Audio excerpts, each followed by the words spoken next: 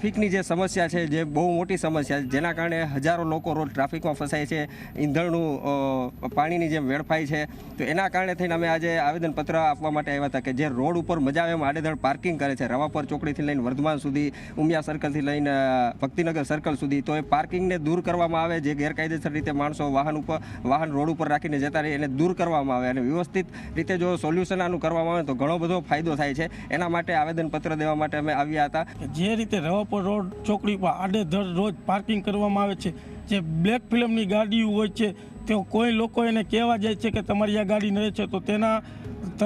પ્રત્યે ગાળાગાળી કરે છે અને એમને હળદૂત કરવામાં આવે છે. ત્યારે અમે આજે એસપી સાહેબના આવેદનપત્ર મોરબીની અંદર જે ટ્રાફિક સમસ્યા છે, ઉમિયા સર્કલે જે રીતે આપણે સ્કાય મોલ આગળ જે આડેધડ પાર્કિંગ કરવામાં આવે છે તેને તાત્કાલિકના ધોરણે દૂર કરવામાં આવે અને સવારના ટાઈમે રોજ અને સાંજે ટ્રાફિક થાય છે ત્યારે ટ્રાફિક જવાનોનો ટાઈમ સવારમાં વહેલા કરવામાં આવે અને રાત્રે મોડે સુધી રાખવામાં આવે તો આ મોરબીની અંદર ટ્રાફિક સમસ્યામાંથી મુક્તિ મળી શકે તેમ છે.